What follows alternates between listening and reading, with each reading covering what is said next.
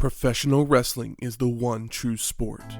Other sports have their share of intense, dramatic moments, but nothing can compare with professional wrestling.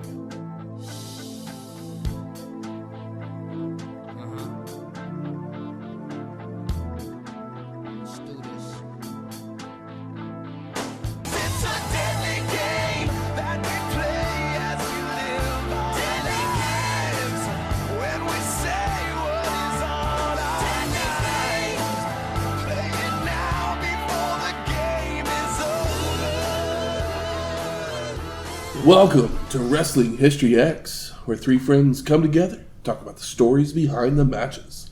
I'm Matt. The only rock I like was invented by the CIA. And I am Schwayne Gill. Welcome to episode 329, Survivor Series 1998. Deadly Game. Ooh. How dead is it? It's all about the game and how you slay it. Oh, God. Yeah. Will he be on the show? He's advertised. Only one way to find out. This is the 12th annual Survivor Series produced by the WWF. It took place on November 15th, 1998 from the Kiel Center in St. Louis, Missouri, with an attendance of 21,179 people and a buy rate of 400,000. Solid turnout. And buy rate. Yeah, the buy rate was crazy. 400,780. And I was like, ooh. I mean, they're getting specific here, but I feel like that feels like the highest buy rate that we've ever seen when, at least when I've seen them on, when taking notes. I'm always, you get like your threes, maybe 350s, but normally in your like twos, and 400,000. It's the better part of 500,000 people. It definitely is one of the better ones that I can like just offhand for remember. Sure. I mean, they had a good hook with this one, though. It's a tournament to crown a new champion. Yeah, and you screwed everybody's favorite guy. Yep. Who can it be? Who's going to get it? Will Ken Shamrock come out on top? Will there be a mystery opponent? I think there's about 4 people that people like probably kind of thought might be able to take the belt. But we'll see how it turns out. I don't think anybody thought Jeff Jarrett's going to win it. Just saying. Don't piss him off. But we are in St. Louis. We are. So Shane, did you do what you do? I did, indeed. Yes, we're back in St. Louis for the Survivor Series, which, as everybody knows, is kind of one of my favorites, and it's the show that brought me into this podcast. So yeah, I did what I do in the sense of I got on the old internet and looked up what the hell is St. Louis known for? What kind of foods do they like? What kind of goodies do they have? And I found a big list of things that we brought before. I've done gooey butter cake. There's a St. Louis style pizza that's super thin and like cracker crust and cut into squares with some sort of special cheese on it. I contemplated frozen custard, but that one was a little difficult. Kansas City style barbecue is hard to find in Oklahoma. We've done burn ends before. Chicken spadini takes me back to my Olive Garden days, but still no. Here's that cheese, Provel, something like that. Yeah, that's emo mix pizza. of cheddar and Swiss and provolone with a smooth texture and a mild finish. But then I stumbled upon a tasty little treat that I hadn't had in a while, and I thought, let's do this, because why the fuck not? Toasted ravioli. Toasted ravioli is a St. Louis staple. It's believed to have originated on The Hill, the city's Italian neighborhood, with 2 restaurants claiming to be the first to serve it. Mama's on the Hill, formerly known as Old Donnie's, and Charlie Guido's, formerly Angelo's, on the Hill. The story generally involves a chef accidentally dropping ravioli into a fryer instead of boiling water, and the resulting fried ravioli became a hit. I mean, typically it's got, some sort of a dusting of Parmesan cheese and Italian seasonings and whatnot. Will come with a little side of marinara dipping sauce. In this case, I ordered from Mazzio's here in Oklahoma, another Oklahoma staple. They're popular for their ranch dressing. Once upon a time, I'd say their food was a little bit more of a hit, but you can't really fuck up fried ravioli because, you take them, you fry them, or toast them in some sort, and then you accompany them with some dipping sauces. I also ordered some little cheese dippers that I guess I pushed a button and added Italian sausage to, but I'm not mad about it because they were buy one, get one free, so hell yeah. As were the ravioli. On DoorDash, I should say. But yeah, there's... I've never had fried or toasted ravioli before. I've That's had right, Italian nachos, but I'm not mad at this at all. And I'm sure that, this is like the fast food version of it, but no complaints here. Mm-mm. Now I'm wondering if they took these fried raviolis or toasted raviolis and turned them into Italian nachos. Oh. Put all that shit on top of them, that would just be even more. Because if you've never, as Michael just discovered today after having them for the first time, they're just your basic ravioli. There's some meat and cheese inside, a little bit of seasonings, your little pasta, and then, yeah, they're just deep fried. I'm going to dip some in the marinara sauce here. And not as fluffy as or crunchy as a pasta chip. That's the word I'm looking for. Yes. But I'm going to take a bite just because that's what I do. I have my little toasted ravioli here dipped in both marinara and ranch. So here we go into the microphone. 1, 2, 3. Still toasty. Yep. The edges are very crispy. Mm-hmm. Yeah, we were chatting all before, while we were setting up and whatnot, and how Mazio's isn't much of a thing really anymore in any of our lives, even though we grew up with it. But it's good quality food. I don't think I've ever had anything bad from Mazio's. No, I just remember it as the lunch buffet. Yeah. That was the most I think I ever went there. They had a decent buffet. Is it an Oklahoma thing? Yeah. Really? I mean, it was So. Ken's Pizza. I want to say that's what it started at, was Ken's Pizza. And then they split off when Ken and the wife split up, I think is a story or something like that. Maybe a business partner, but Yeah, one kept the Ken's name, the other one did Mazio's, and then it's also spawned into Zio's because they wanted to take it into more of a full Italian restaurant. I had no idea that those things were all related. I just thought Mazio's was a, It's just a regional chain. Through basically this region: Oklahoma, Kansas, Texas, Iowa, Missouri, Arkansas, Tennessee, Mississippi, Georgia, and Illinois. Wow. Yep. And- Mazio's on their and- menu has Ken's Pizzas, a special section on there, so you can get the classic pizzas with I think it has a different It was sauce. the Pizza Parlor in Tulsa. Was the very first one. Was it? Yeah. Huh. On East 11th. Still operating as a Mazio's today. I'm pretty sure I've been to that Mazio's. Tasty. Yeah, Very interesting. I used to go there on Mondays. They'd have a little deal breaker pizza deal every Monday. It was like a $5 Olivetto's. medium takeout. Olivetto. Are they part of Italian them too? Bistro is this as well. See, I still have never been to there. I'll have to give them a try sometime. I was like, There's they, one- they have the toasted ravioli because I've had them there. And I was like, this does taste very similar to that. I know there's an Olivetto in Tulsa. Is there one in Moore still? Yeah. Okay. I remember driving by one on the way back from Norman. I've never heard of that place. Yeah, it's their, I guess, a Mazio's version of Olive Garden, kind of, sort of. Yeah. Fancier than Zio's. Casual Italian. Yes. But something that would happen right around the same time as Survivor Series, Meet Joe Black would hit theaters the same weekend. Demented movie. I only saw it once. I went to see it in the theaters, and then I got done with it, and I was like, why the fuck did I just waste 3 hours on that goddamn movie? It's got some good ideas in it, but it's way too fucking long. And it's a very shaggy dog of a movie. But with Brad Pitt and Claire Forlani in it, there's something to look at for everybody. And then you got, Anthony Hopkins. I He does for a a- second. I'm like, yeah. Perkins. No, that's Yeah, he does a great job in as this character. But I have a Anthony Hopkins take, which is, who cares? he's the same thing every time. Is there? Yeah, and even though Silence of the Lambs is great, is the movie great because of him? I'm gonna go with not really. Isn't he from Baltimore? What accent is this? He's good in the movie, but the movie would have been good no matter what. As long as that whoever did that character didn't come off as comedic, then it's fine, and that's the director's discretion. Is It's like, oh, if the guy can't do it, the guy can't do it.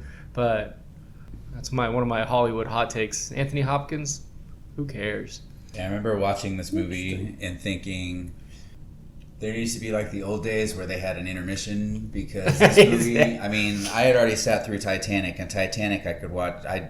I watched Titanic 4 times in 1 week and wanted to watch it again. And Titanic has like motion and movement, and it's a totally different kind of. This James is like Cameron. Meet Slow Black. James Cameron went from being the like greatest action movie director of like the last 15 years, and then decided to make a drama with a giant action set piece in it for the whole family. Like Jonathan Demme isn't out here making action movies. True. But, whew, man, that movie just sucked. And you know who directed Meet Joe Black? Jonathan Demme, yeah, I just said his name. No. Oh, no, it's Martin Brest. I got it mixed up. Yeah, I knew you meant Silence of the Lambs. Yeah. Martin Brest made some good movies. What else has he done? Because Beverly Hills Cop. Beverly Hills Cop. Okay, this was definitely not a Beverly Hills Cop. Midnight Run. Great movie. Scent of a Woman. Terrible movie. Hooah! Meet Joe Black. Okay. And Geely. All right, so he was on a downward spiral. This is not his worst movie. No, but it was the beginning of the end. Yeah, honestly, his first movie is incredible, and I think it's underseen and totally worth anybody's time because it's full of heart and it's also very funny and has great performances. And I can't remember what it's called right now, but it's very good. It's about 3 old men robbing a bank. Are you talking about Hot Dogs or Hot Tomorrows? No, those are short films. Or Going in Style. Going in Style. It's just 3 guys living off their like very small pension in like. Oh, it's a George Byrne movie. Yeah, George Burns is great in it, and the other 2 guys I don't remember. Art Carney and Lee Strasberg. Great movie. It's incredibly charming and very watchable, and better than Geely, better than Meet Joe Black. And I would say that there's people on this planet that would probably have more fun watching that than Beverly Hills Cop or Midnight Run, depending on your personal taste. So I actually literally just watched Midnight Run again. Yeah, it's a couple days ago, and it's always been. Are you bringing up the money thing? The money thing? Oh, at the end of the movie, he's had the money on him the whole time. Oh yeah, and it's like $100,000. So they're like, oh, there were $1,000 bills. Yeah, he has $10,000 bills on him. It's like, yeah. It's okay. Like, but like, there's like, the money thing. No, it's like just like, oh, we didn't really think about that. I always kind of eye roll it because I don't love Charles Grodin. Really? But every time I watch that movie, I like them two together, De Niro and Grodin. Yeah. Like the chemistry is just awesome. Yeah. And it makes it such a fun movie. It's also funny too because like they're so similar yet so different. And then one of my favorite Bond bad guys is the FBI agent as well. God, that's just a wild arrangement of movies. Yeah. It's a bummer he couldn't put it all together after making some true great films. And he got nominated for Best Director and Best Picture for Scent of a Woman. Which is crazy. Scent of a Woman is bad. Yaphet Kotto is who I was talking about. Oh, Yaphet Kotto. Okay, yeah. Awesome. Yeah, I do love. Yeah, the great performance by Joey Pants in Midnight Run. Yes. Joe Pantoliano. Also, I love that the straight-laced cop from John Ashton. Yeah, John Ashton in Beverly Hills Cop is he's the straight-laced guy. The crooked. Yeah, and in crooked bounty hunter. Yeah. Yeah, and he's the crooked, greasy bounty hunter in Midnight Run. But I've never seen Meet Joe Black. Matt, I don't think that you would care for it. I probably wouldn't. That's kind of the reason why I don't. Yeah. I've never sat down and gone, I should watch this. I think I'm slightly kinder to it than Shane, but I think that's because I watched it more recently and it also wasn't in the theater. But by no means would I suggest it to anybody. Maybe I'll appreciate it more as a 40-something, but as a 21-year-old watching it when it was brand new, sucked. It's got some ideas in it, but none of them are particularly pulled off very well. It's incredibly long for what it is. Really weird movie.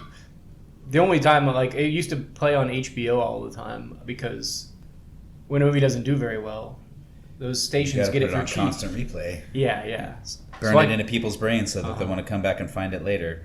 I just caught parts of it. I remember the big party at the end, but the sit down and watch the whole thing I just did like a couple months ago, and it's probably about as good as Scent of a Woman, but at least Scent of a Woman is funny because it's so bad. Like, Al Pacino's performance in that movie is horrific, and he won an Oscar for it. And that character is at least funny because he's just a loud, angry scumbag. And Wow. And yeah. But yeah, to just stick to the early, right. The first like 3 Martin Brest movies. Yeah. Well, let's talk some Survivor Series. Do it. We get footage of competitors with narration. 14 men have dreams, ambitions, and desires. Some even have an unsatisfied hunger. That was like eat a Snickers. While others yearn to unleash the demon inside. Will they sacrifice their soul for the coveted gold? The light is brighter and the taste is sweeter. They will do whatever it takes by whatever means necessary. Nestle Crunch presents Survivor Series Deadly Game. But they're out here using Snickers tagline. Did you catch the It's a Deadly Game? Oh, the song is incredible. Oh yeah, we'll just listen to it. Oh. It makes yeah. It's bizarre because it's like 98 things are getting like edgy or whatever. Yeah. And this sounds like a 1982. No, it sounded like B-side. A follow-up to the first In Your House song. Yeah, except for this one's like R&B. It's got like a chorus of like black women singing the chorus, and then the verse is like, you don't get to hear much of it because the show starts up, our announcers get going, but it's like a really lame rap. So out of touch. But yeah, very, very opposite of attitude. the logo for this show is like a skull with like an Ed Hardy tattoo on its forehead, and the song's just like, yeah, R&B like written by white people. So, Pyro's going off. Jim Ross welcomes us all to the show, joined by Jerry the King Lawler.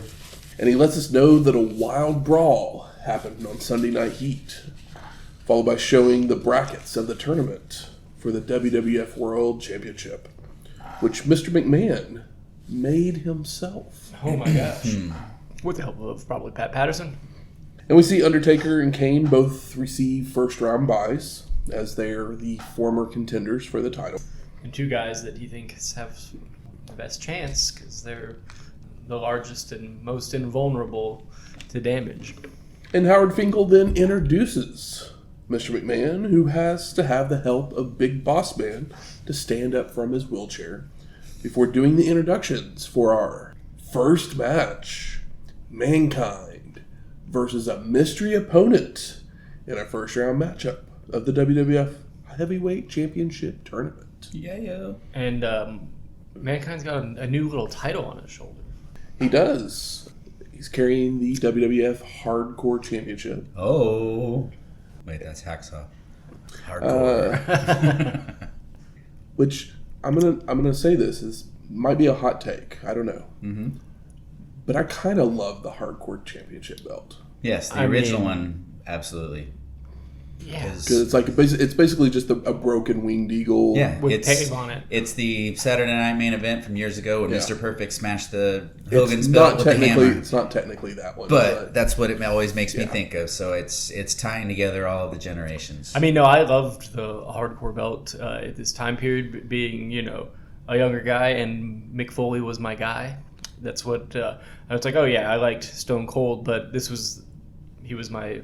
That's what kept me going or kept me tuning in the most. And for him to have that belt and that belt look exactly, it looks like him.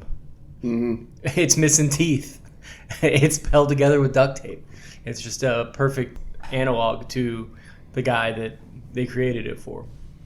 And JR mentions that all first round matchups are 10-minute time limits.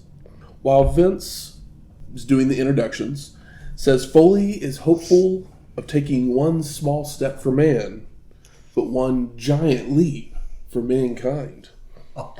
Which brings out Foley in a tux, carrying the hardcore belt, and he hugs all of the Stooges and McMahon before getting in the ring. Him in a tux at the belt looks great. Clean shaven and everything. Yeah, he's really screwed up that moon landing quote. One small step for man. It's like man and mankind. One small step for a man. Come on, guys. You got to write it down before you say it out loud. Come on, Vince McMahon. No, he did it. He's just saying what they said. Vince continues by calling the Mystery Man a legend in sports entertainment. His win-loss record set a new standard. But he jumped ship to WCW, only to suffer a massive shoulder injury. So tonight is his triumphant return. The coach of the Pasadena Chargers, the man, the myth, the legend, Dwayne Gill. This is not where I thought he was going with that. Yeah, I was trying to figure it out too, and I was like, oh. I thought, wow, we're already getting Bulldog. But nope. We're getting Tiny Pyro. That scares the tiny man.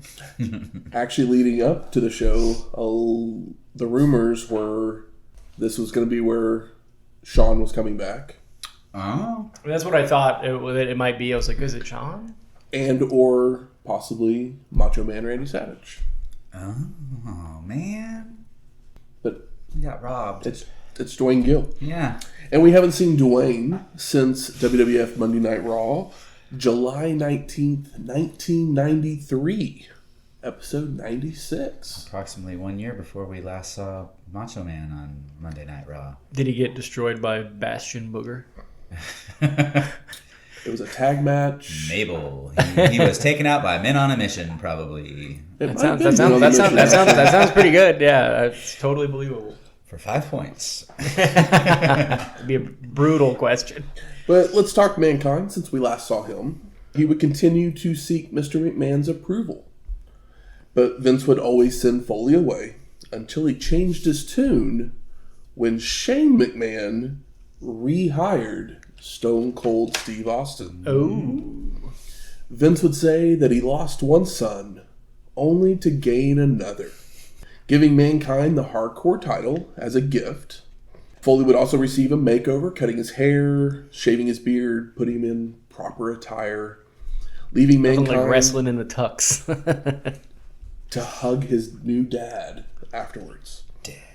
Now back to the match. As Gill makes it to the apron, Foley slingshots him into the ring, stomping down his opponent, followed by a double arm DDT for the pin. And the win. Thanks for coming, Yeah. Gilly. Bye, Dwayne. So I mentioned all that about Mankind, getting all that stuff from Vince because he's the favorite to win this tournament. Yeah, he is. Because he's Vince's new son, basically. And Shane, Shane hired Stone Cold back because drama, because we're bringing Shane into the fold, yeah. Because there's no reason not to, because Stone Cold was unfairly treated and he sells the most merch and blah, blah, blah. I was just curious if there was any reason that he gave, maybe, but it's all pretty obvious. We can fill in the gaps. We then go to footage of Jackie attacking Sable on Sunday Night Heat. Then we then get Kevin Kelly with Sable as she's holding an ice pack against her neck, where he asks if Jacqueline had thrown her off her game plan, only for Sable to say that all she did was piss her off. Isn't that Double J's thing? Don't piss him off. Oh, okay. And Sable continues that she is more determined than ever now, guaranteeing a victory to become champion. Guarantee. We're almost there. Your faces aren't supposed to lie. So we go to our second match. Double J Jeff Jarrett with Debra McMichael versus Al Snow with Head in a first round matchup for the WWF Heavyweight Championship. Oh, Debra. And the last time we saw Debra was at World War III 97, episode 282. Damn. A year It's ago. been about a year. Time flies. And you might notice Head has a little accessory. A little headgear. It's Mr. Sacco, as Al had stolen it one night while he and Mankind argued over the respective mascots. Head needed a boyfriend. I think Head's a girl. I believe so, yeah. I think so, yeah. I think it's supposed to be a girl. I mean, Al Snow has long hair. Head has long hair. Maybe Al's in love with himself. So Snow gives chase to Debra before the match begins, because she had cost him a victory this past week by giving Head some motorboat action, causing Al to be distracted and get rolled up.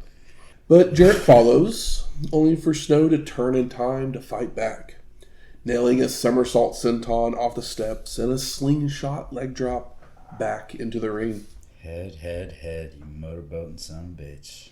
And Double J recovers to hit a hot shot, a back elbow, and turnbuckle smashes, before whipping Al for a flare flip to the apron, only for Jarrett to miss a clothesline, allowing Snow to deliver one of his own.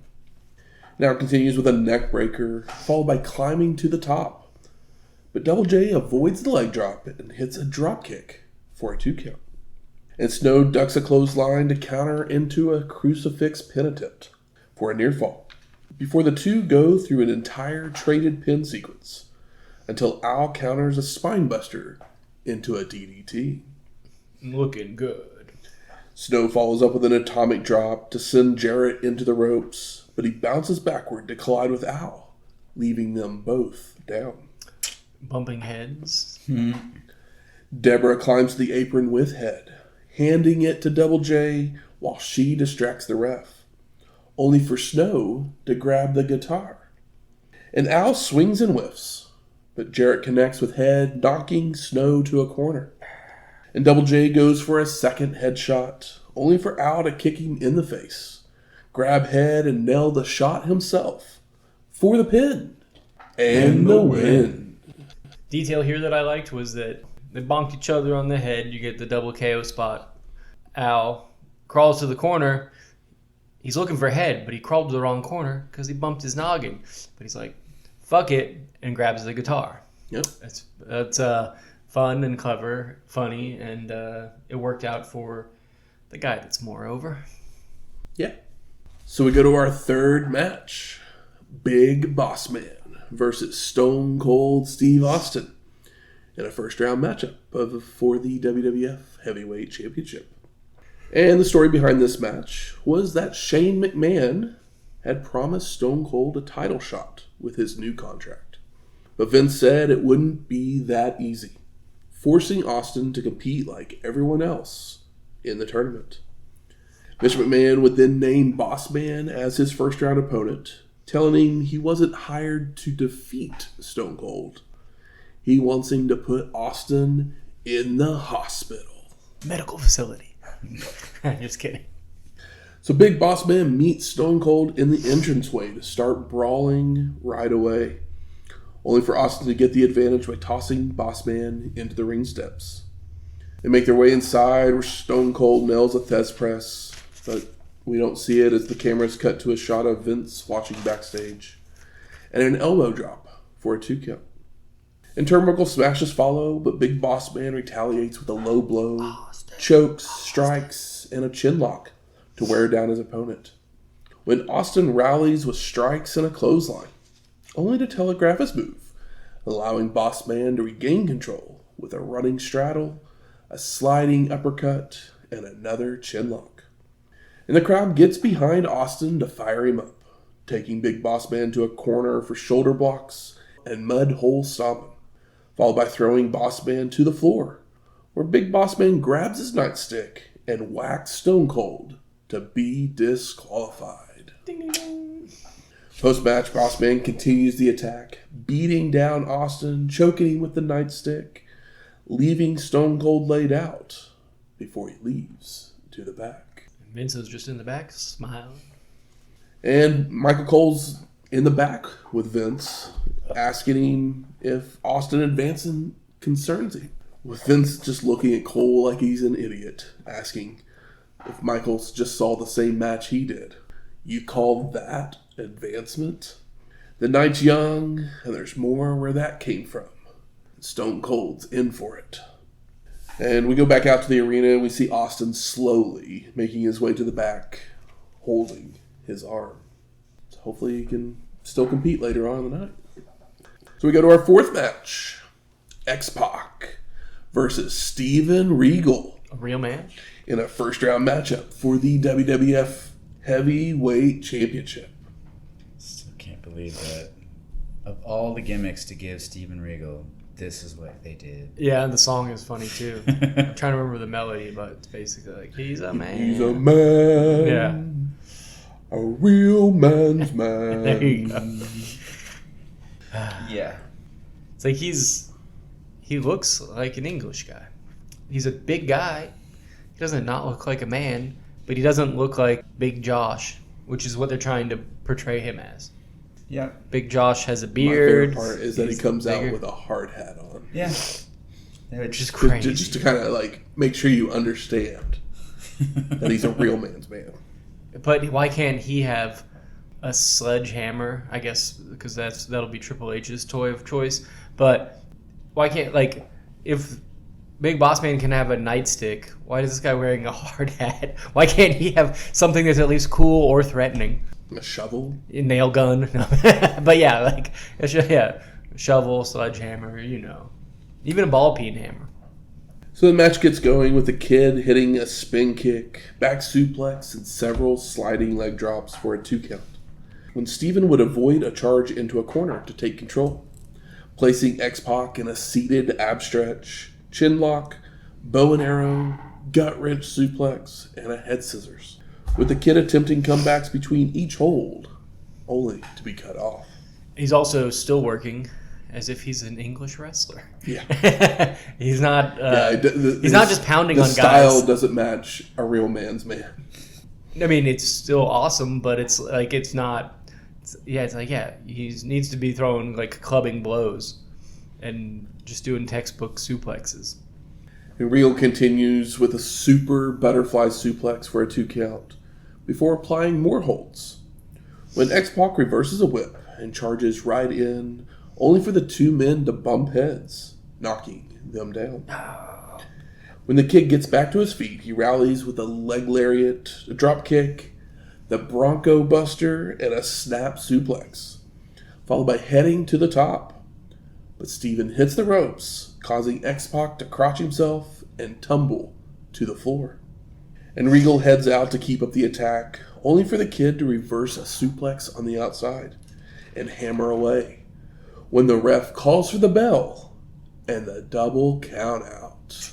See, I was trying to figure out if there was like some actual beef between the two of them, or if they were just playing it up that good, because it looked like X-Pac got kind of pissed at the end and was just like actually swinging. We know this about one night Snug. WWF tournaments. You gotta have some double KOs. Remember the wrestling classic? Yeah. You gotta have a double KO. You gotta have somebody like Boss Man and Stone Cold where he used a weapon, but now that guy's hurt. There's a formula, and Steven Regal doesn't matter as much as we love him. He doesn't matter here, and X-Pac is small.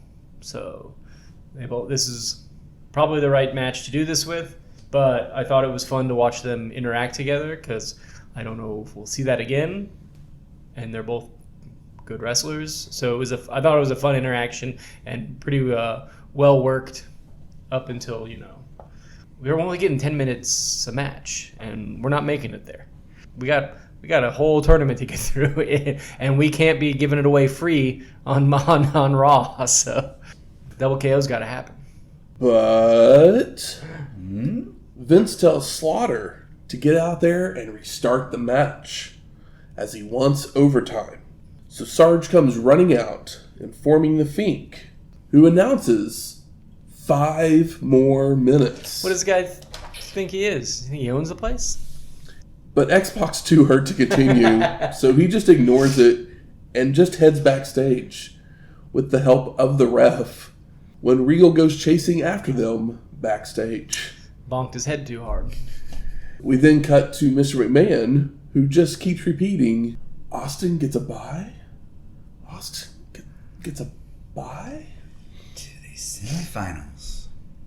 And this would be the last time we see the real man's man gimmick. I mean, no more hard hat. We knew before he showed up that this was bad because the vignettes were very funny, but they were not good or compelling.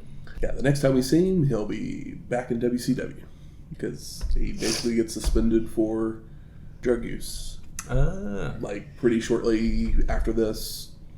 It's funny that if you're not a draw, you can't do drugs. But if you're a member of DX, have at it. Matter of fact, take a dump in Sable's fucking do some extra in duffel bag. Because we all know, Sean Waltman has been very honest about his past. I mean, we literally saw him piss in some boots. And that, personal, that was, personal issues draw money. It inspired a new gimmick for old Double J. Yeah, he was basically Sean Waltman was the Johnny Knoxville or Bam Margera prankster of the group. I mean, we all know Owen did it too, but it seems like Owens were more for fun, and X-Pac were just because he was a little drug addicted shithead. But like I said, he seems like he turned out all right. He seems very like the kind of guy you'd want to share a beer with. Maybe not have too many deep conversations with, because it doesn't seem like there's a lot up there, but it seems like it's well intentioned at this point. I don't know if I want to give him any kind of enhancements, alcohol. Oh yeah, he's probably sober now. Yeah. You can share a sampler, appetizer sampler. We'll go to Applebee's. Yeah, we'll go to Applebee's. Not going to go to a good restaurant with it. Yeah. We'll go to Applebee's. Will Applebee's let you bring your tiny dog in with you? So we go to our fifth match. Ken Shamrock versus Goldust in a first round matchup for the WWF Heavyweight Championship.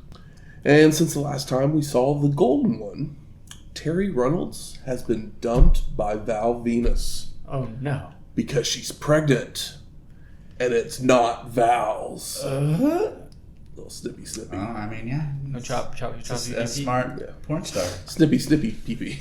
The So she tried to go back to Goldust, even wearing her old Marlena outfit, but the Golden One wanted no part of her, telling her to get lost. I mean, not only did she leave him, cheat on him, and get pregnant, she didn't even get pregnant by the guy that she cheated on him with. I'm trying to remember now. Who the hell did she get knocked up by? I don't know. I guess we'll have to wait and see. To be honest, I don't know the answer, but I do think it's because they don't ever say. I don't think there's ever a natural conclusion. They're just like, screw it. Yeah. Because I think by the beginning of the year, her and Jackie are together as a stable. Are we already getting to PMS? For PMS. God, and that's when it's going to be meat comes in. Quick question. Is she pregnant in real life? Do they have children together? They do. They do. But is that already happened? She's probably 5 or 6 at this point. Because she's alright. She's their age. Okay. I just wasn't sure. I wasn't sure if maybe this was my age, a way to write her off of TV or something. That's what I was getting at. Let's see. For a little while. Dustin Rhodes' daughter. Dakota, I think, was born in 93, 94, so she's probably 4 or 5 years old. So yeah, either way, it's they've already had kids. They're about to get divorced in real life. Okay. She was born in 94. Yeah. Nailed it. Good job, man. And I see no siblings listed, so. Yeah, because they divorced in late 98, early 99, so for real. For real? For real. A shoot divorce. Not a work separation. Yeah.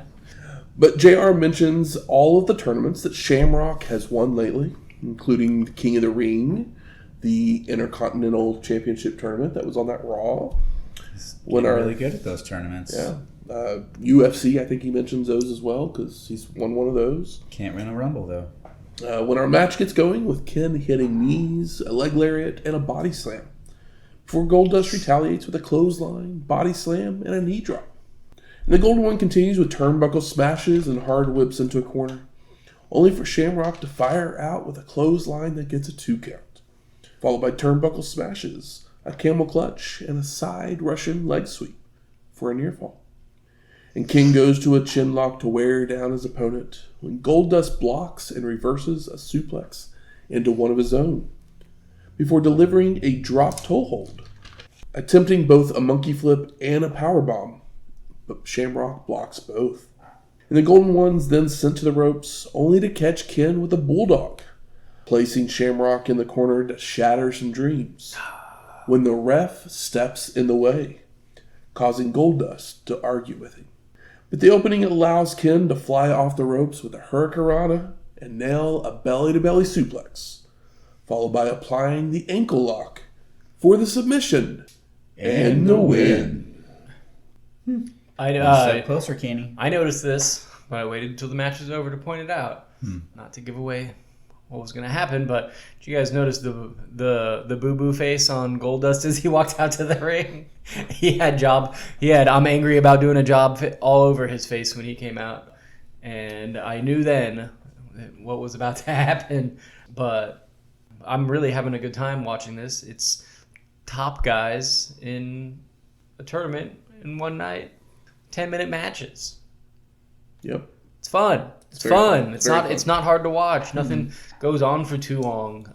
There's some weird finishes, but there has to be. And they are serving a story. It's good. This is good. This is better than 40 guys hanging on the side of the ring for every match to be 40 minutes long. Michael Cole's backstage with an update on Austin, saying that Stone Cold has refused medical help, even though it was suggested. But Cole states that if he knows Austin, he'll find a way to make it out for his semifinal matchup. We then go to our 6th match, The Rock versus Triple H in a first-round matchup for the WWF Heavyweight Championship. But when DX's music hits, instead of Hunter, it's the Stooges who make their way out, mocking The Rock with crotch chops, and Briscoe taking the mic to announce that Hunter's not there. And Gerald continues that Mr. McMahon sent him tickets and ordered him to appear, but Triple H didn't show, so he will be fined when he returns. And Pat Patterson then says that there will not be a forfeit, as Vince found a last-minute replacement. The Big Boss Man. King Nightstick. Which pisses off Ross, saying that Stone Cold already eliminated him. And got a little backstory here. McMahon doesn't like the people, so therefore he also has a problem with the People's Champ, forcing him to wrestle Shamrock, claiming if he didn't beat him, The Rock would lose both of his tournament spot and his number 1 contender. And Rocky ended up winning by disqualification and would trash his locker room in anger, causing Vince to have him arrested, only to give him a chance to get back in the tournament if The Rock could defeat Mark Henry. So during the match, the ref would be knocked down while Rocky nails a rock bottom. Ref bump. So the newly appointed ref, Shane McMahon, would rush down to count the pinfall for The Rock. And Mr. McMahon would slap Rocky, getting on that at him. The People's Champ would retaliate with a rock bottom and a People's Elbow to the boss. So it reminds me of some other things we did over the last year or so with another guy that was very over. I love the choice of bringing The Rock in basically at the beginning of Act 2 of the show. It's like, all right, we got to hold off on our second biggest star because there's like almost as many Rock signs in the crowd now as there is Austin. He's on the tail quickly, and it just reminded me so much of me arguing with my cousin about how The Rock sucked and he was a dickhead. My cousin was a big Rock fan. I was like, this guy's full of shit. He likes himself too much, blah, blah, blah. Yeah, we've come a long way from Die Rocky Die. Gotten closer to it at points over the last couple of years. Well, but, in recent years, yes. Yeah, in recent years, yeah. But no, as far as this goes, absolutely. So Boss Man would charge down to the ring, when The Rock would hook him with an inside cradle for the pin and the win. All that backstory. Post-match, Big Boss Man and the Stooges freak out as Rocky bails to the back, with the King complaining that he didn't get a chance to smell what The Rock was cooking. And Briscoe also accuses Hebner of a fast count, while JR says Rock set a new record for the quickest match. Yeah. I wonder if it's still the record. Might be one for you guys to remember. Yeah. Good to know. 4-second pin. Is that how long it was? That's what they said. That's what they said. But, yeah. I do love that it's like, oh, he comes in, Rock makes him look like a doofus, and then The Rock walks out looking about as cocky as ever, which is saying a lot considering that's his whole thing at the moment, is that he is a cocky dickhead. So we go to our 7th match. The Undertaker with Paul Bearer versus Kane in the quarterfinals matchup for the WWF Heavyweight Championship. And the story behind this match was that Paul finally admitted he only used the Big Red Machine, as the dead man made him see the darkness. So now they would form their ministry of darkness. Dun, dun, dun. Taker also confessed he did start the fire at the funeral home, which led to Kane going on a rampage, and without Bearer's guidance, was out of control, attacking any and everybody, even dousing the Brood and DX in gasoline. The gasoline's got to stop. Only for officials Everybody's to stop using him from striking the match. Taker started the fire. I know, I was about to say the same thing. It would have been so great if he said, I didn't. Yeah, it's like, I didn't start the fire. Yeah, it's been, what is it, always burning since the world's been turning, I believe? Yeah. Okay, just, man.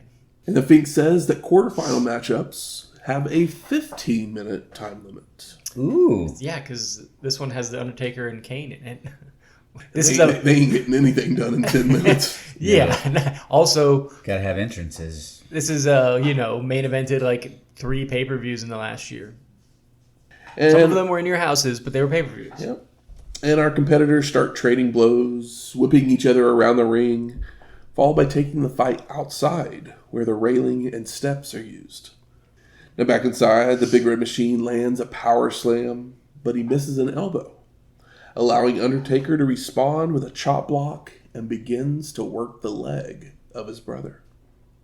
The dead man keeps up the attack with right hands and headbutts, only for Kane to just shake them off, reverse a whip, and charge in for a corner clothesline, before flying off the top with another clothesline to get a 2 count. These big guys, those off the top rope clotheslines, never look good. At least not these 2 big men. No. More exchange strikes when they both grab the other's throat. But the Big Red Machine breaks his brother's grip to hit the choke slam, only for Bearer to climb to the apron, distracting Kane and allowing Taker to attack from behind, lifting the Big Red Machine up for the tombstone and making the cover, while Paul holds Kane's foot down for the pin and the win. Sorry, Kane. No second title run for you, brother. Nope. Yeah. No. Brothers don't shake hands. Brothers Choke slam. chokeslam each other at the same time. That's their secret handshake. Yeah, I mean, we all like Kane, but he's not the Undertaker. Plus, you got to be switching this pallbearer back and forth. Yep. That's the story. Yep. So we go to our 8th match.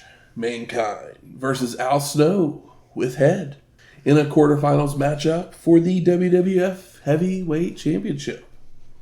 And Al jumps Foley as soon as they're in the ring, choking him on the ropes, hitting clotheslines, and a drop kick that sends Mankind outside.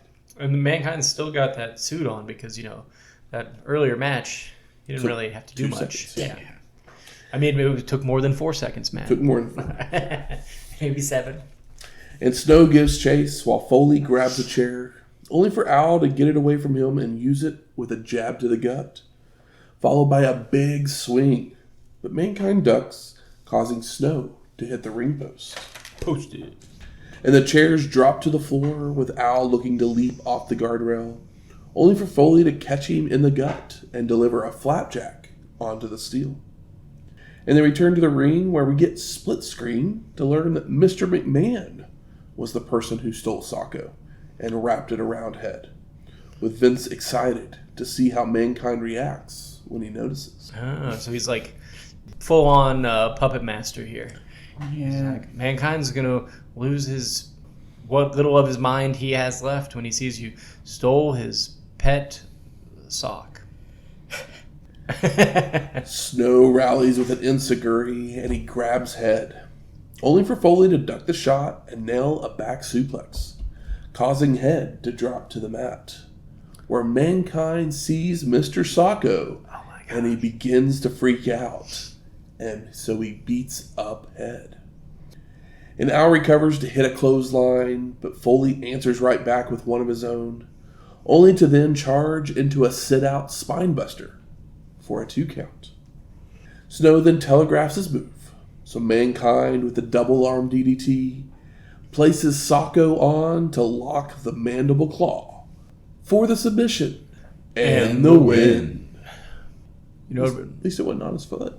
yeah. He's not doing the foot anymore. That's good. It would have been funny if he put the mandible claw. I mean, this is a thing I'd probably complain about if it actually happened, but I'm just spitballing here. If he put the mandible claw on Head and then cracked Al Snow over the head with Head, just because giving the mandible claw to an inanimate object is funny, but I think not funny if it actually happened. It's just a silly thing. I think if the mouth opened up far enough for him to be able to actually get a good grip on it, That spot would have happened. it would have happened. Yeah, I guess you're right. Mannequins don't really have open mouths. Those, I believe, are called blow-up dolls.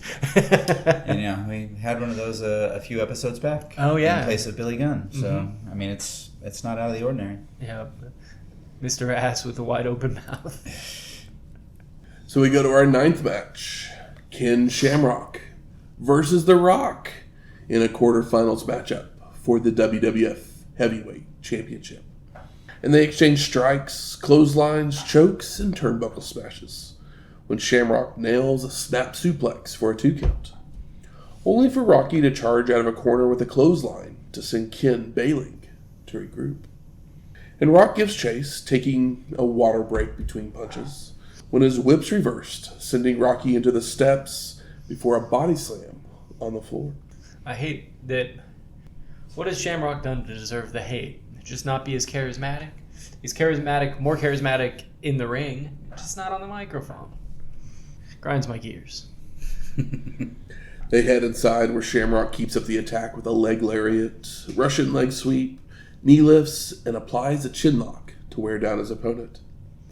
When Big Boss Man arrives to ringside, circling around the outside as The Rock rallies to his feet, but he's taken down by a Hurricanrana, followed by Ken grabbing an ankle lock, but Rocky's able to make the ropes.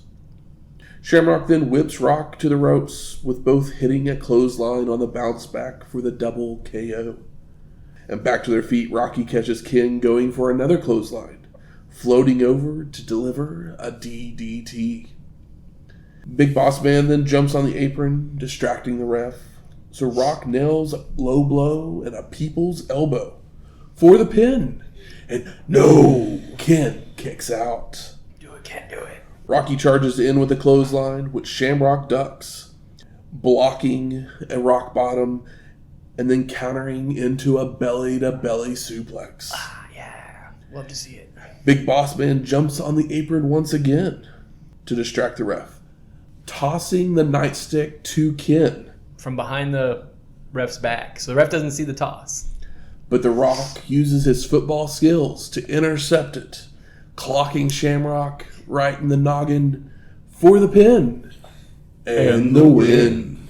I mean, perfect catch, because it looks like it's right out of reach. Maybe it is, but like if he didn't catch it, it still would have happened. It just would have stunk, but like just him catching it and immediately cracking him with it, it was exactly how that spot needed to look. And yeah, it was great. Sorry, Ken. Post-match, Boss Man curses himself for the mistake as he leaves to the back, while Ken kicks the steps in frustration. Poor Ken. I know. Always a bridesmaid. Michael Cole's now in the back with Paul Bearer, asking him about Undertaker's next opponent, The Rock, with Bearer claiming the only rock Taker likes is the granite he carves his victims' names onto, before promising his Phenom will win the championship. Great little line from one of our favorite high-pitched managers. So we go to our 10th match, Sable versus Jacqueline with Marc Mero for the WWF Women's Championship. And JR sends it to a video package showing the different altercations these women have had over the last couple months, including the original title win and the attack from earlier in the evening on Sunday Night Heat. And Shane McMahon, in his new lowly role of referee, is assigned to this match, and he gets Sable to back up when Marc distracts her, allowing Jackie to jump her from behind. And Sable's worked over with some stiff kicks until she blocks a hip toss to hit one of her own, followed by a thrust kick and a TKO, making the cover, only for Mero to pull Sable out of the ring to make the save. And Sable's just had enough of her ex-husband, kicking him in the balls and dropping Marc with a Sable bomb on the floor. Pretty funny. It doesn't look bad, but Marc did all the work there. And Jacqueline uses the opening for an axe handle off the apron, returning inside the ring where Jackie taunts with the chunk of hair she chopped off. Yeah, she's got the hair that she cut off of Sable recently woven into her own hair. Yes. Which is... But just kind of clipped on in a weird extension, not really extension. It was an extension that she cut off in the first place. Well, yeah, it was. But yeah. In previous weeks, they've shown her it was like braided into a braid, and now it's just kind of sloppily hanging out of her already hanging hair. Yeah. And Jacqueline sets up for a powerbomb, but Sable reverses with a back body drop, only for Jackie to be right back up to attempt a tornado DDT, which Sable counters by shoving Jacqueline off the mat and delivering a Sable bomb for the pin and the win. And no! Well, there's that. Sable plays to the crowd. They love it. The announcers glaze the hard work that she did in the ring. And most demanding female performance I've ever seen in their lifetime. Come on, we had Bull Nakano in here 5 stars. recently. We had recently, it's maybe not the right word, but I want to say Medusa, but that's not her name here. Alundra Blaze. Alundra Blaze. Yeah. This is the Sable era has officially ignited. Yay! I mean, bring on the Playboy. Yeah, there is a couple moments that we've had over the last handful of Sable shows where it's like, oh, she's actually trying. Yeah. It'll get to a point where she doesn't care, or like she doesn't want to do this in the first place, but she's not disenfranchised with the whole thing yet, so she's at least trying. I won't be mad about that. She's going to be Brock before Brock is Brock. So we go to our 11th match, Mankind versus Stone Cold Steve Austin in the semifinals for the WWF Heavyweight Championship. And Stone Cold goes riot after Foley, trashing his tuxedo and smacking him with his own shoe, followed by a running straddle. Traded turnbuckle smashes as Vince and the Stooges come down to ringside, before Mankind gains control with chokes and a running knee in a corner. Foley also uses his shoe as a weapon when Austin lands a Thez press and an elbow drop to change the momentum, going for the stunner, but Mankind avoids and runs off, forcing the Stooges to bring him back to the ring. Yeah, he's like, I think I've had enough of this. Spooked me. Stone Cold gives chase as well, hitting a double noggin knocker to Patterson and Briscoe. Goes for a pile driver to Foley, only to be reversed into a back body drop on the concrete. Austin. And Austin sent into the ring steps before they fight out into the crowd momentarily, followed by shared head slams into the steel steps. Now back inside, Mankind applies a chin lock to wear his opponent down until Stone Cold breaks free. But they both go for clotheslines that leave them laid out.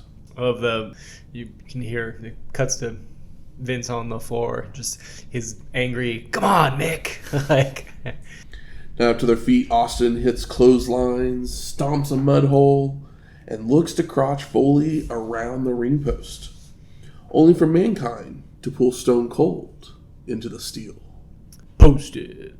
And Foley tosses Austin back in, grabbing a chair, charging in to hit his opponent. But Stone Cold gets a boot up to send the weapon back into Mankind's face. And Austin goes for a running straddle, only for Foley to move, sending Stone Cold bouncing off right into the chair, allowing Mankind to recover and deliver a double-arm DDT onto the steel for a 2 count. And Foley resets the chair and attempts a pile driver. Austin reverses it into a back body drop onto it before nailing a stunner and making the cover for the pin. And no, Vince is out of his wheelchair, dragging the ref out of the ring. It's a miracle. It's a miracle. Mr. McMahon and the Stooges beat down Mike Chioda, Ref bump. while Mankind goes for the mandible claw, only for Stone Cold to hit a low blow and a stunner to escape. Shane McMahon then runs out to make the count for the pin, and no, Shane stops counting and flips off Austin. Double birds. Big old Shane McMahon smile. And then fear. Shane bails to the floor as Stone Cold is shocked and confused until he returns to fighting with Foley. But he's taken down by a clothesline, followed by Briscoe entering the ring to clock Austin with a weak chair shot. So weak. Allowing Mankind to make the cover with Shane counting for the pin and the win. Post-match, the McMahons and the Stooges rush their way backstage with no wheelchair needed as Stone Cold gives chase, only for them to enter a limo and leave the building. And Austin spots someone just sitting in his vehicle, so he throws them out of their car, stealing the SUV to give chase through the St. Louis streets. Yeah, I did not expect that, but it just makes so much sense. Stone Cold Steve Austin, as the underdog, is just too good. Like, when he's on top, people are happy, but seeing him screwed over in the most despicable ways just keeps you tuning in. Who has more fun beating up the authority than Stone Cold Steve Austin? Little fun side note here. We had a Papa Shango moment in this match. Big Boss Man was supposed to run down and deliver that chair shot, but he missed his cue, so that's why the Stooges jumped in, and it felt a little Stilted. weird. Yeah. That was... The Boss Man would have made way more sense, but the fact that the Stooges did it still made sense. Yeah. But like if Boss Man did it, it would have looked better, and we would have got the continued arc of the Boss Man. He screwed up a couple times, and at this point he would have redeemed himself, which would have been nice. At least redeemed himself in the eyes of the man writing the checks. Well, I'll forgive old Briscoe for now, because, yeah, that chair shot was sad. Yeah. Like, just throw the chair at him next time. Don't swing. I mean, I know he's like probably 60, but he's in pretty good shape for 60. I mean, I don't know how old they are here, but they're not young men, but yeah. Also, how often were they swinging metal chairs back when he was on the card? They weren't. True. I don't think they had metal chairs. Yeah, maybe back in then. Detroit. They were all like But- wood backs. They probably had wood chairs back then. Yeah. So JR and the King discuss what we just saw. Did Shane and Vince dupe and screw everyone? While Lawler thinks it's brilliant. And Ross reminds us that Mankind is now one win away from being a corporate champion. Nick. So we go to our 12th match. The Undertaker with Paul Bearer versus The Rock in the semifinals for the WWF Heavyweight Championship. Yeah, I don't know how long he's been using this, but it felt like it was a new Taker version theme. It's like, more. It was okay, yeah. It's more guitar heavy. Same song. It's always the same song, but this one's got some guitar shit. Like, when you think of Undertaker, you think of like 5 theme songs. Yeah. But like 2 of those songs have like 10 different variations on them. They do. Yep.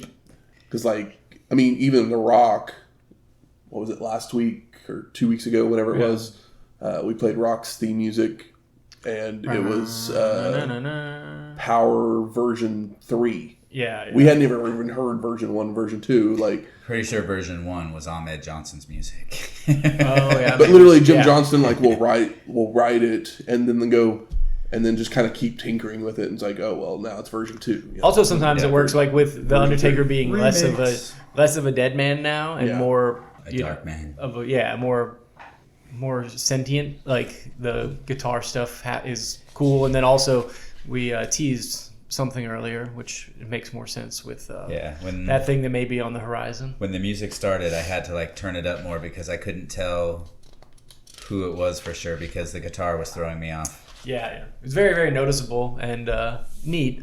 We all have our favorite versions of these songs. This one's not my favorite, but it's far from the worst. So our 2 competitors begin brawling as soon as they're in the ring with strikes, turnbuckle smashes, and clotheslines, before taking the fight to the floor, where the dead man slams Rocky's head on the ring steps. And The Rock returns the favor on the apron and runs him into a railing, only for Taker to answer back with clotheslines and strikes. Now back inside, more exchange strikes between the competitors, till Rocky's tied up in the ropes, allowing Undertaker to work over his opponent. See an ECW guy in the crowd. And The Rock finally escapes and retaliates by backdropping the dead man outside, following out to stomp away, slam him headfirst into the announce table, and clotheslined into the crowd. They return to the ring with Taker regaining control with more strikes that leaves Rocky laid out in a corner, where Bearer even gets a cheap shot in with his shoe. No shoes being done here. Yeah. It was Shoegate. And The Rock avoids a charging Undertaker to begin firing back with strikes and catching his opponent with a Samoan drop as the Big Boss Man returns to ringside. And the dead man reverses a whip, but telegraphs his move. So Rocky nails a DDT and a low blow, setting up for the People's Elbow, only to be tripped up by the Boss Man. I do love the mixed fan response. Undertaker's been here a long time. People like The Undertaker, but The Rock's the shiny new toy. Yeah, they both had their big debut, glow up, whatever you want to call it, at the Survivor Series. I mean, yeah, Undertaker definitely. I guess, one was a glow up. Undertaker came in as a top guy and has been ever since. But he may be the only guy that's ever happened to. Maybe Goldberg, but that didn't last as long. And Taker takes advantage with a clothesline and elbow drop, knocking the Big Boss Man off the apron. But The Rock uses that opening to hit a clothesline.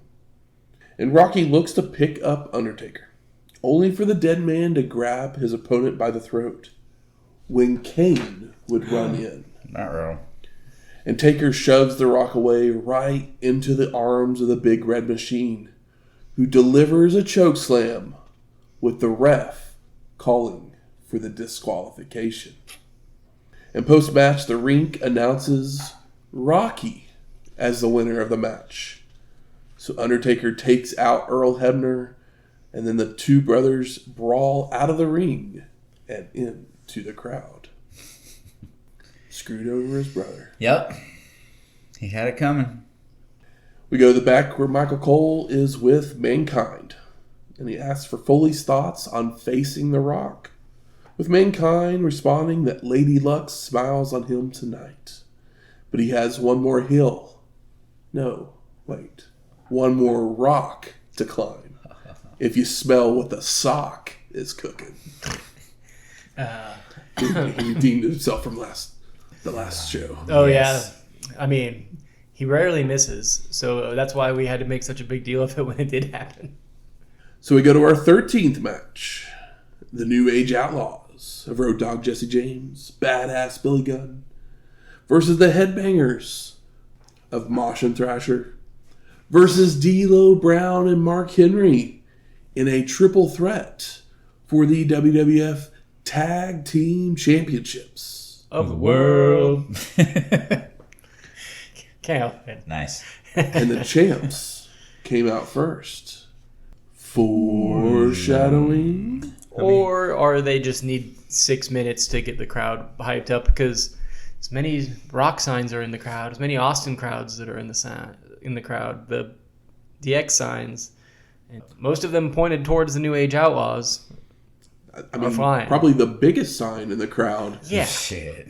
it's gigantic. It literally was like the Doc Matrix paper spread out over like an entire section. Yep. And like up in the five rows of it or something like and that.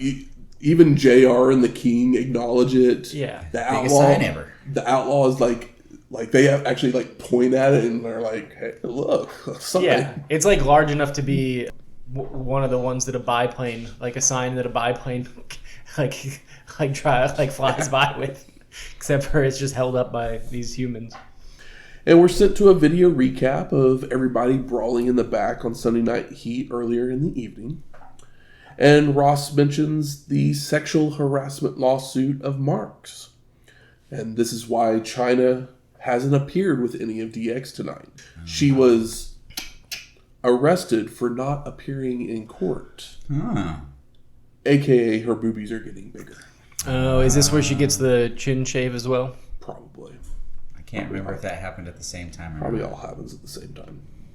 And something must have happened on D'Lo and Henry's entrance, because it cuts off in the middle of it and goes straight to Gunn and Brown fighting in the ring. And I swear D'Lo looks like he has a black eye. So I wonder if he tripped and fell or something. Who knows? That's pretty quick. You know what? Black eye doesn't happen that fast.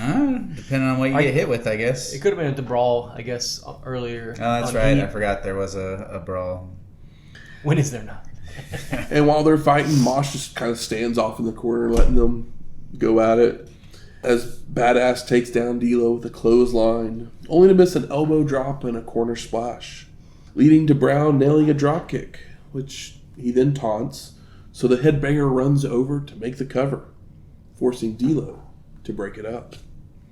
And Mosh avoids a corner charge by Brown and hits one of his own, putting D'Lo on the apron when the Headbanger delivers a springboard clothesline for a 2 count, as Road Dogg breaks it up.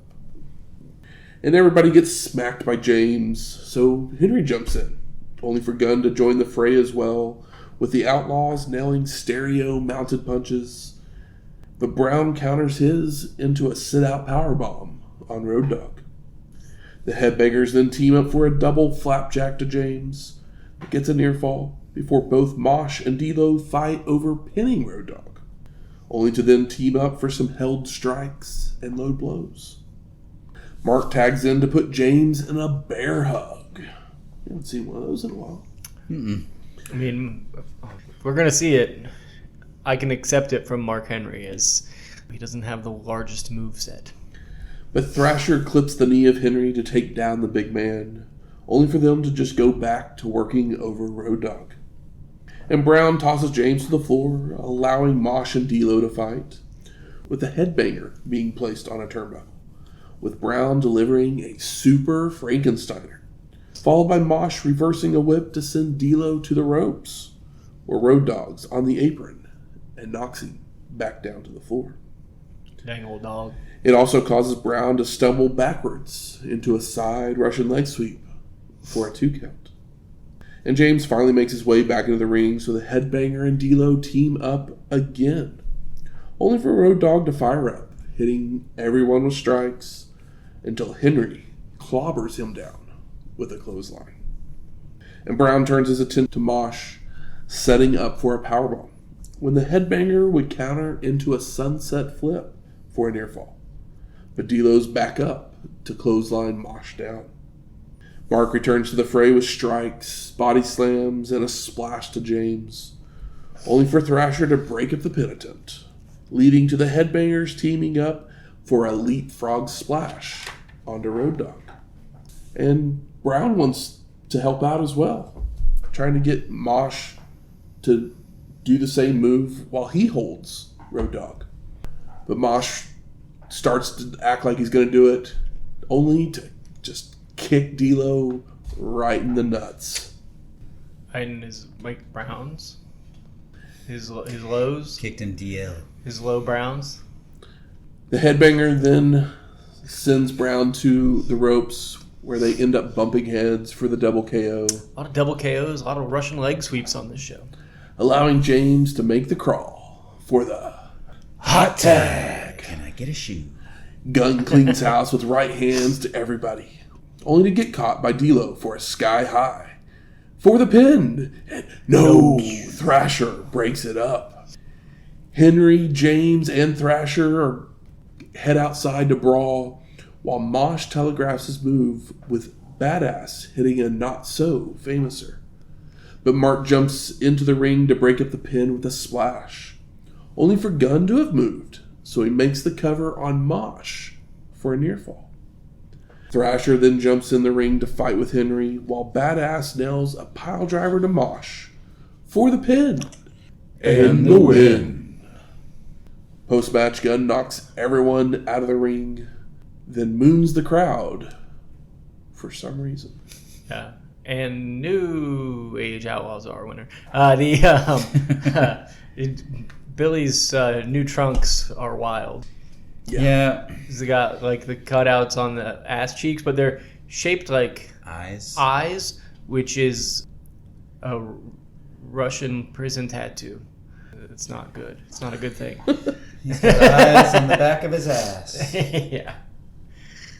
His ass is staring you in the face. I don't know. He just knows that all eyes are on his ass, or at least a lot of If all them. eyes are going to be on it, he may as well put some on it too, I suppose. Mm-hmm. It's just, yeah, it's like, this is Eat your heart out, a little Bruce. much, buddy. Eat your heart out. JR and the King talk Shane McMahon's earlier actions with highlights, with Lawler thinking Austin should be arrested for Grand Theft Auto. I mean, technically, He's not wrong. he's not wrong.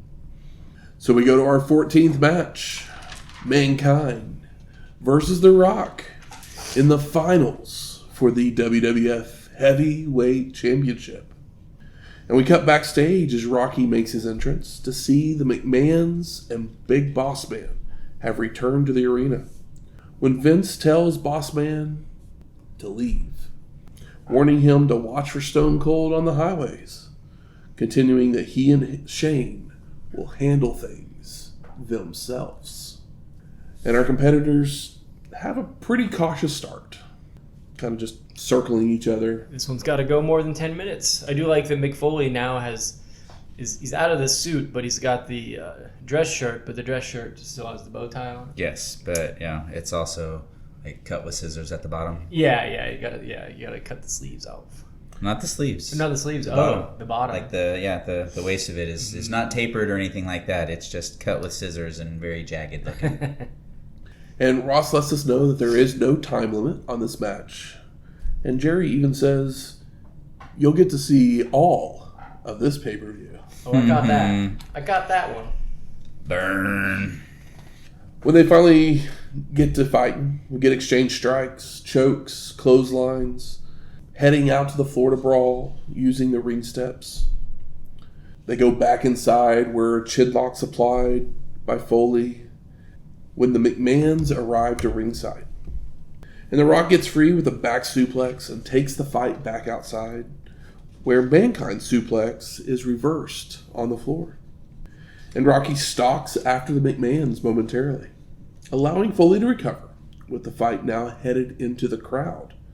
Brawling away, and The Rock even uses a trash can across Mankind's back. But he drops it first. Second attempt.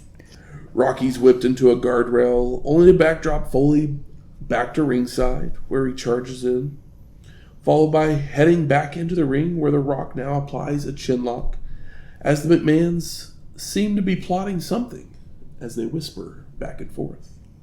Traded strikes, knee lifts, and headbutts before a cactus clothesline sends them tumbling to the floor, where Mankind uses a chair across the back, lifts the steel steps to use as a weapon, only for Rocky to bash them with the chair right into Foley's face. Got a little overzealous with your weapons there, Nick. And The Rock continues to use the steps and the chair to beat down his opponent before returning to the ring for a near fall. Mankind retaliates with a mule kick low blow and chokes, followed by elbows across the throat and an elbow drop from the apron to the floor. Foley continues with a head slam into the announce table and places him atop it to deliver a leg drop that gets a 2 count once they're back inside the ring. It wasn't the Spanish table. And we get another chin lock when The Rock fires up with strikes, but he charges into a back body drop that sends Rocky outside once more. But they return back inside with Mankind telegraphing his move, leading to a DDT by Rocky, only to charge in with Foley tossing The Rock back to the floor. It's very in and out. Yep. And Mankind climbs the ropes as Rocky uses the Spanish announce table to balance himself, moving just in time to see Foley crash through the table. There it is. Returning to the ring to deliver a people's elbow for the pin. And no, Mankind kicks out. Rock misses a clothesline, allowing Foley to answer back with a double arm DDT and a Socko claw. But Rocky counters it into a rock bottom for the pin. And no, Mankind kicks out. And Rocky looks at the McMahons with a people's eyebrow and locks on the sharpshooter, with Vince telling the timekeeper to ring that damn bell for the win. And no! Late on that, I was shaking my head. Post-match, Shane and Mr. McMahon enter the ring and hug The Rock as JR says they screwed us all. Vince takes the mic knowing the fans can't believe their eyes, but seeing is believing. I didn't screw the people. The people screwed the people. Calling the fans as pathetic and gullible as Mankind. McMahon then gloats about screwing Austin, commending Shane for his performance, before telling the fans that The Rock loathes them.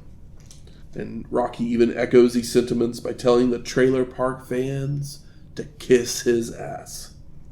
And Foley's finally recovered, and he's looking very confused, with Vince knowing that he doesn't get it, but he can get this, as The Rock clocks Mankind with the belt, followed by a rock bottom. Mr. McMahon then places the title around Rocky's waist, or at least tries to, and they begin to pose, when Stone Cold comes down the aisleway, charging the ring and brawling with The Rock, while McMahon's retreat to the backstage. Stone Cold nails a stunner and throws Rocky out of the ring and tossing the belt at him, before also hitting a stunner to Mankind, with Ross hoping it knocks some sense into him. And Austin looks to leave, but he decides to stomp a mud hole in The Rock some more, followed by JR saying his goodbyes, and we fade to black. I do love that The Rock is on top of the world. We're trying to keep Austin on the chase for the belt because it's more compelling, because he's the top face. Everybody loves the chase. But them giving The Rock the title, which people want to see, but giving it to him in the way that they don't want it, is so smart to keep The Rock from overshadowing Austin as a face or likable character, and they're just so intelligent to just squeeze all the juice out of the thing. Also sets up a match for about 6 months from now. Yeah. Yep. It's just, it makes Mankind the sympathetic, lovable loser that he's always been. We're just kind of shifting spots here and keeping the guys apart, but keeping it interesting. So I ask you, gentlemen, what are your overall thoughts of Survivor Series 1998? Go ahead, Shane. I just talked about what this kind of amounted to me. I mean, it's a great Survivor Series with a nice little fun twist to break away from the normal 4-on-4 teams, or however they planned on doing it, or however they've done it in the past. They've mixed it up here and there, but doing one that we haven't seen a pay-per-view with the WWF Championship since WrestleMania 4. So that one had a fun storybook ending to it with all the emotions and whatnot of Macho and Elizabeth. And this one, they swerved you the entire time. They made you think that they were going with Mankind, and then all of a sudden there's Rock. They had Boss Man interfering and all kinds of shit. So it was just a fun show. Nothing monumental or anything like that as far as 5-star matches or anything making the list. But we got a 5-star story. Exactly. It's a great storytelling. Yeah, The Rock is a heel again. Mankind is sympathetic again. Stone Cold Steve Austin is still the underdog. All is right in the world. Vince McMahon has completely redeemed himself for the way the last pay-per-view ended with this show. Because we were like, all right, okay.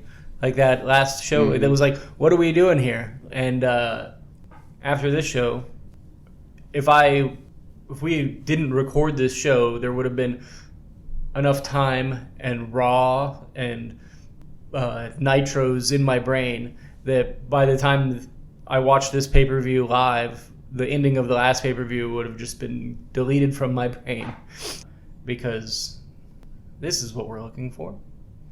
Yep. I mean, you guys have basically said it. There's no award-winning matches on this show, but this is peak storytelling. Yeah. Nothing's overdone. Nothing's underdone, really. It's just like... I mean, coming into the night, Mankind is the favorite, the boss's favorite. They're doing everything they can to make sure he gets to the finals. The deck is stacked in his favor. McMahon's doing everything to try and make sure Austin doesn't make it to the finals. He's trying to make sure that Rock doesn't make it to the finals. Or is he? Because when you look back at all the little things, the Boss Man throwing the cane, the nightstick, not cane. Sorry, but was he throwing it to Shamrock? It was right in reach of The Rock, and that makes that catch even more perfect in hindsight. Boss Man distracting the referee, and Rocky just kind of shrugging it off and kicking him in the nuts. They don't make they don't make any of it super obvious. Did you guys watch this show live? No. Okay. Yes. You did? Did you? You didn't have any idea that was going to happen, No. did you? All right. No clue. Just curious, because sometimes we don't watch the shows in between. I think even going into the show, I think most people probably expected a swerve on Austin, that Austin wouldn't win the belt on the show. But everyone, I think, probably expected the swerve to come in the finals. Yes. Not in the semifinals with Mankind. No, and the show is better for that. Exactly. Because then you get to have that second swerve, even though we're now 27 years on the Vince calling for the bell on the sharpshooter, or anyone, because technically it's even been used in other promotions, anyone doing the Montreal Screwjob finishes, it's not great. This is what, the third time we've gone back to that well? Balls to do it. I mean, it's basically the third time we've seen it in a year now. Yeah. And but it is. I don't mind it here because this is the last time it should be used, though. Exactly. But it's used for the right reason, because The Rock doesn't deserve the belt, and he got it in a shitty way, and it reminds you of how much you dislike, as if anybody needs to be reminded, but it's just like, oh, that's how petty and shallow this guy is, and now you're bringing The Rock down to his level, which he has been getting the biggest pops of the night outside of Stone Cold Steve Austin. Absolutely. And now Stone Cold Steve Austin cheers are going to be even bigger. And we've created a new heel as well with Shane. Uh-huh. Yep. Yeah. And Mankind is back to being simply like, he still got cheers. People love Sacco, but they don't necessarily love that he's being, taken advantage of by, so, people can cheer him and full, the full heart this time. Good. Where's the smart marks at? There. All right. Fuck you. I think it's time we smark it up. So what are some of the best moments of this show? What's great about this show is that there's not really a whole lot of low moments. Even the matches that aren't going to be, Jeff Jarrett's not making it to the end, but yeah, I feel like everything works so well here. I was just like, everything I literally could just like nothing's too much. And just go through like every little bit of storytelling that they did in every match, and I'm just like, because nothing's too much and nothing's not enough. Like, Russo should put a crown on his head that says Survivor Series '98 because this is his moment. Is he the one that's taking a lot of this credit? Yeah. Oh yeah. Because if so, I can understand why WCW would have wanted him after seeing this show. But this might have just been him with a giant filter, though. Yeah. Like, who else was in that room? Everything still goes through through McMahon. Yeah. Yes, but you have to be able to have like a full-fledged thought. Yeah. To be able to even, because is this a time period where like Cornette and Russo are still being forced to work together before who knows? They hate each other? Because that would make a lot more sense if Russo's ideas are filtered through we talked about somebody that knows what they're doing. We talked about the nightstick throw. Yeah. Like, in a bubble, that's a good story moment. Yep. But when you look at the big picture and go, oh, wait, Bossman keeps interfering in The Rock's matches, or he doesn't like he interfering in these matches? Like, that's when you go, whoa.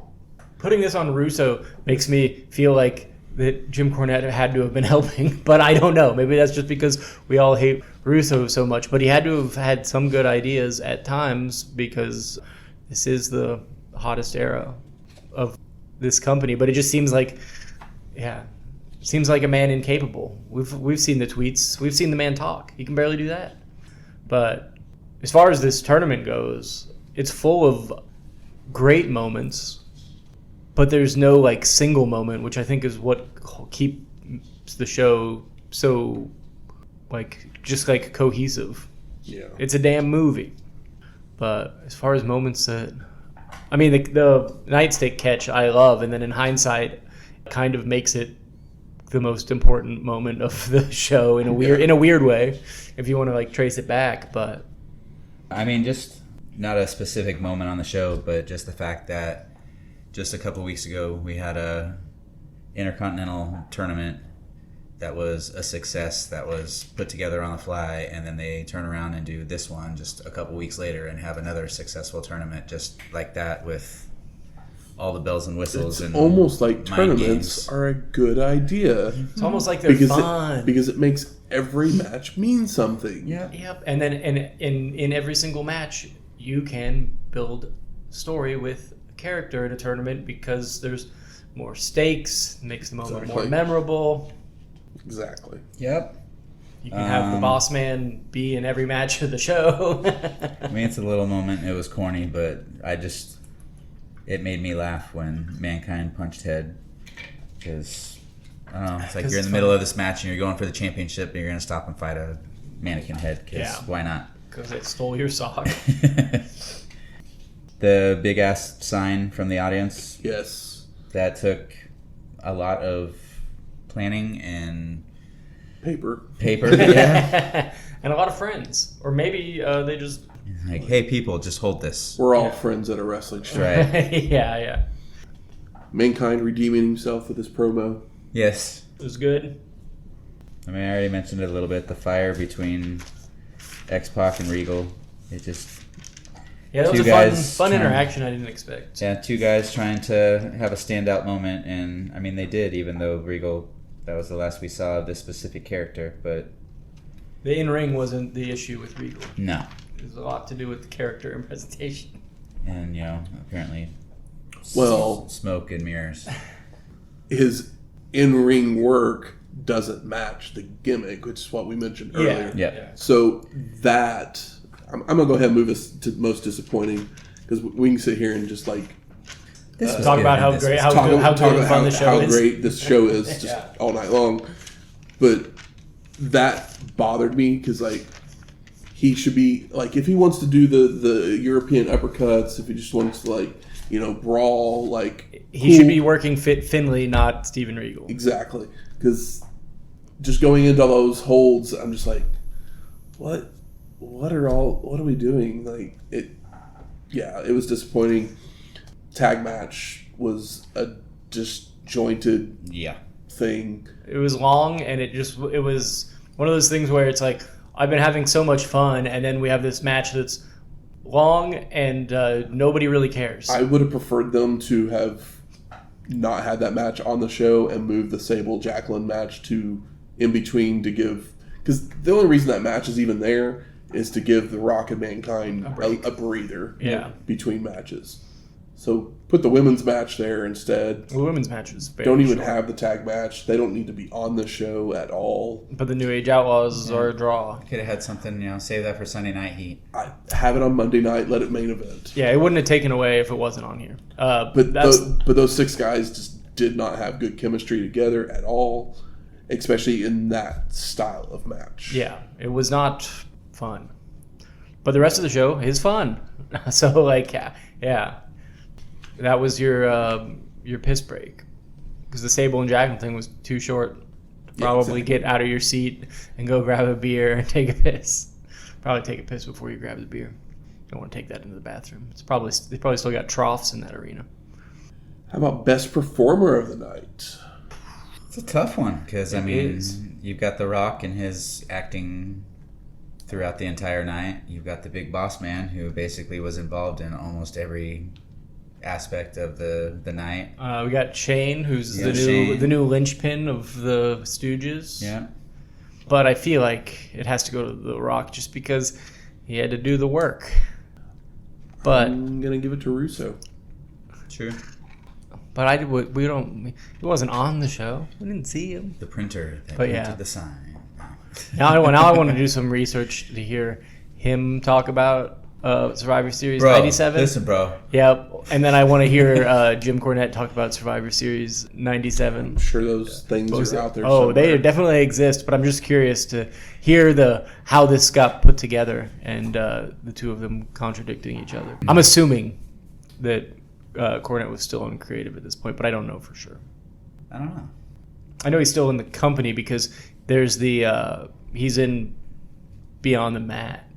And Beyond the Mat is shot basically between this point and then that brutal Rock and Mankind match. Halftime Heat. Yeah. It's basically between Screwjob and...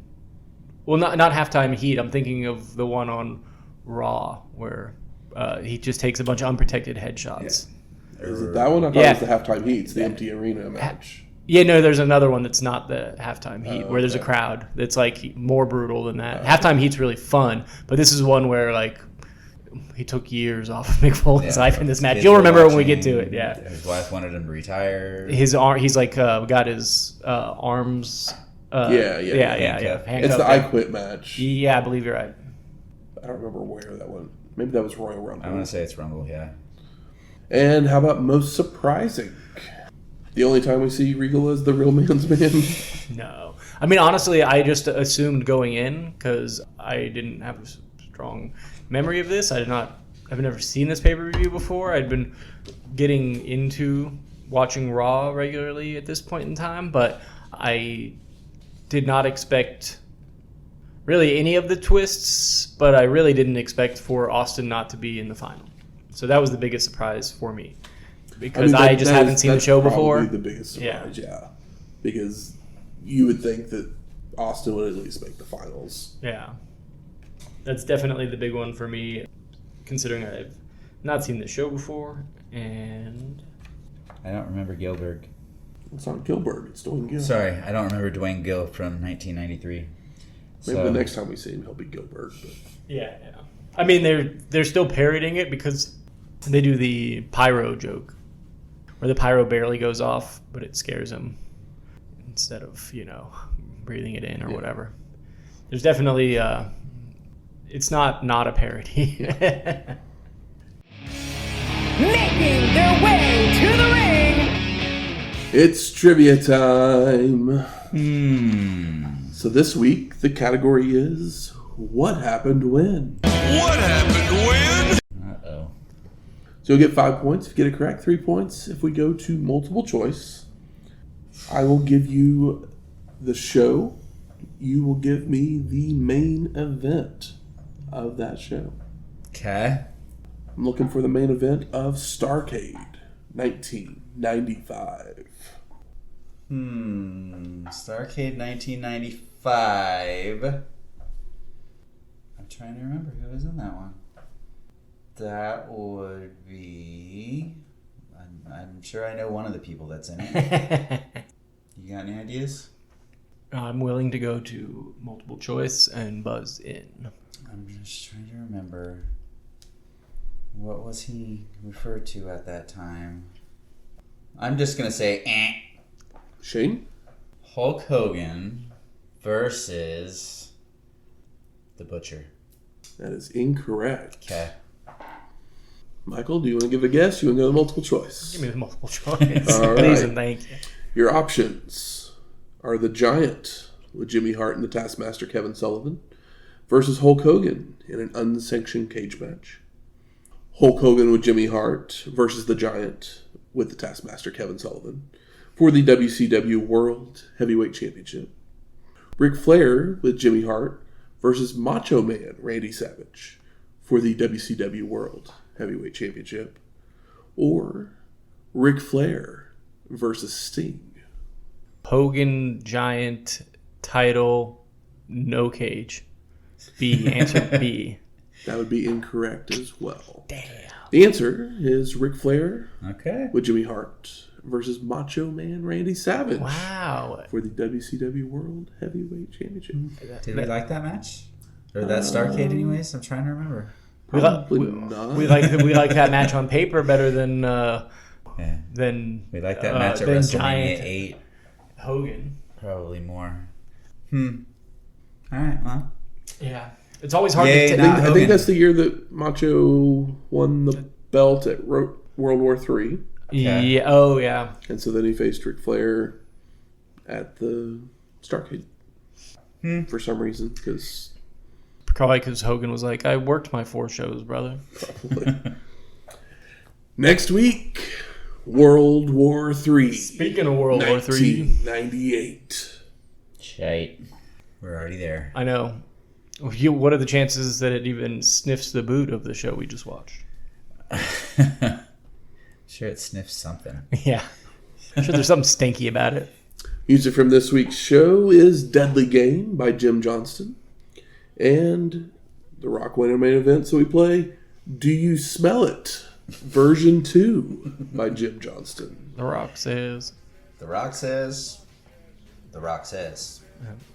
And if you like this episode or any of our other ones, please go out there, rate, review us on iTunes, Spotify, YouTube, or wherever you find your podcast at. Do as Michael says. 5 stars or no stars, bro. Do it for Russo. And if you have any questions, comments, concerns, Where do you get your podcasts at? I'm very curious. I'd really like to know.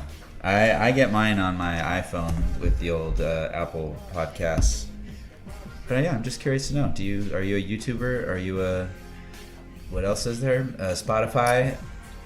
I don't remember the other ones. I mean, those are the main Stitch is three. gone now. Yeah, I use whatever one I downloaded years ago. I don't even know what it's called. I like to keep it separate from my music, so I don't put it on Spotify. It just feels like the wrong place to go. I used Overcast, but that basically just pulls from Apple anyway. That's probably why you probably use something similar. That's what most of the other aggregators do. They just pull from Apple. Where are we going next? Auburn Hills, Michigan. Back to Michigan. So, yeah, I can't do another Detroit-style pizza, so give me some ideas. Slide into our DMs. Give us a shout-out on the old tweeters, because I need ideas. Help. You can send any of those things to our email at WrestlingHistoryX@gmail.com or find us on X at WrestlingHistoX. It's Wrestling HISTOX. We'll talk to you next week. If you smell you later. Scared.